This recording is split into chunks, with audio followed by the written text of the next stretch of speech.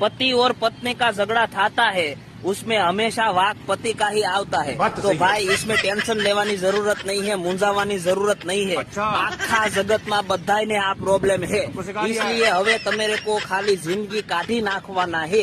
तमेरे को पहले खबर थी कि लगन पछी बधाई का आवा हाल होता है, तो हाथे करीने पोदड़ा में पग भरावा तमे हाथे गया था, तो हवे पासा नहीं पड़वाना है। पत्नी बोले हाँ तो हाँ, ना तो ना। पत्नी अरे जाजी लप नहीं करवानी है। हवे તમારી પાસે એક ही ऑप्शन है, તમારી पत्नी पाछળ जिंदगी खर्ची नाखवानी है।